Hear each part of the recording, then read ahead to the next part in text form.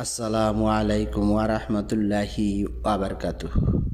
সাল্লাল্লাহু আলা নবিয়িল উম্মি ওয়া আলিহি ওয়া সাল্লাল্লাহু আলাইহি ওয়া সাল্লাম সালাতা ওয়া সালামান আলাইকা ইয়া রাসূলুল্লাহ। সম্মানিত ইমানদার মুমিন মুসলমান ভাই ও বোনেরা, তদবির দুনিয়া চ্যানেলে আপনাদেরকে স্বাগত জানাচ্ছি। আমি মোহাম্মদ রজব আলী। আজ আপনাদেরকে জানাবো নামের হরফ দ্বারা রোগ পরীক্ষা করার তদবির সম্পর্কে, অর্থাৎ আপনার নামের অক্ষর দিয়ে কিভাবে রোগ নির্ণয় করবেন সে সম্পর্কে আজ জানাবো। তবে তার আগে বলে রাখি, আপনি যদি আজ প্রথম আমার চ্যানেলটি দেখে থাকেন তাহলে চ্যানেলটিকে সাবস্ক্রাইব করে দিন, পাশে থাকা বেল আইকনটি বাজিয়ে দিন এবং অল সিলেক্ট করে দিন। আর ইতিমধ্যে যারা আমার চ্যানেলটি সাবস্ক্রাইব করেছেন আপনাদেরকে জানাই অসংখ্য অসংখ্য ধন্যবাদ। তো সম্মানিত ইমানদার মুমিন মুসলমান ভাই বোনেরা, চলুন আমরা কথা না বাড়িয়ে আমাদের মূল আলোচনায় ফিরে যাই।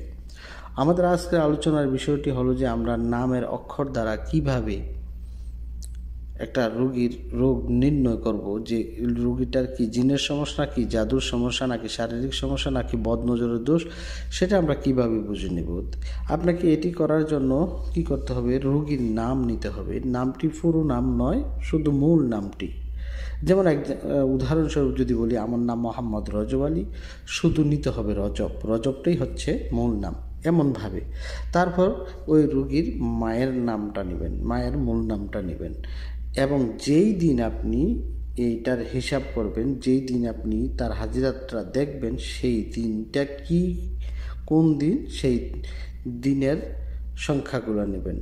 অর্থাৎ রোগীর নামের সংখ্যা বের করবেন, রোগীর মায়ের নামের সংখ্যা বের করবেন, এবং যেই দিন আপনি হাজিরা দেখতেছেন সেই দিনের নামের সংখ্যা বের করবেন। করার পরে আপনাকে 4 দ্বারা সেটাকে ভাগ দিবেন। ভাগ দেওয়ার পরে যদি দেখেন যে অবশিষ্ট ভাগ শেষ, অবশিষ্ট 1 রয়েছে, তাহলে আপনাকে বুঝে নিতে হবে যে আসিরের দোষ রয়েছে, অর্থাৎ জিন্নাতের সমস্যা।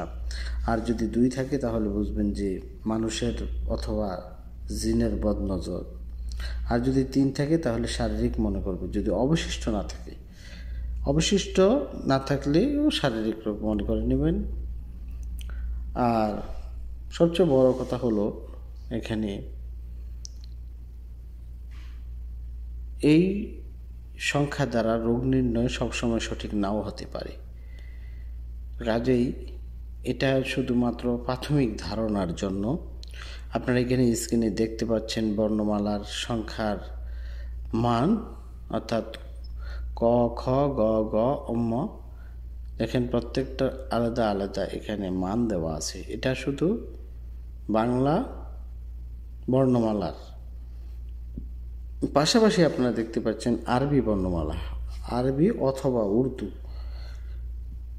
এটারও প্রত্যেকটার মান দেওয়া আছে। আপনারা এখানে দেখতে পাচ্ছেন, যেমন আলিফের মান 1, বায়ের মান 2, এইভাবে প্রত্যেকটার মান দেওয়া আছে। ইয়ার মান 10, তারপর আপনার খায়ের মান 600, এমনভাবে প্রত্যেকটা সংখ্যারই এখানে মান দেওয়া আছে। আপনি আরবি বর্ণের সংখ্যা দিয়েও আপনি এটাকে হাজিরাত দেখতে পারেন, অথবা বাংলা বর্ণের সংখ্যা দিয়েও আপনি হাজিরাত দেখতে পারেন।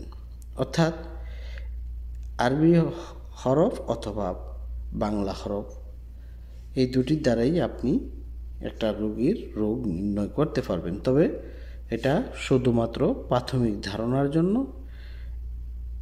এর দ্বারা নিশ্চিত হওয়া যাবে না যে হ্যাঁ এই সমস্যাটি হয়েছে। আসলে এটা একটা প্রাথমিক অবস্থায় একটা ধারণা নেওয়া।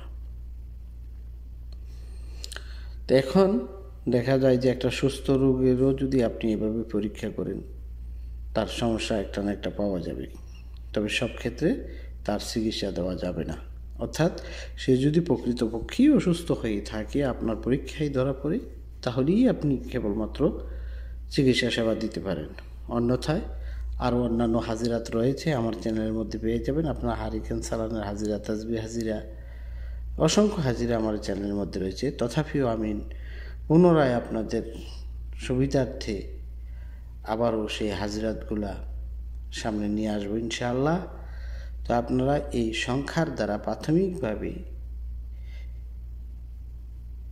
এই সংখ্যার মান বের করে আপনারা রোগীর কি রোগ হয়েছে সেটা নির্ণয় করতে পারবেন ইনশাআল্লাহ। এই ছিল আজকের মতন। পরবর্তী সময়ে নতুন কোনো বিষয় নিয়ে আসবো। সে পর্যন্ত ভালো থাকুন, সুস্থ থাকুন। আসসালামু আলাইকুম ওয়া রাহমাতুল্লাহি ওয়া বারাকাতুহু।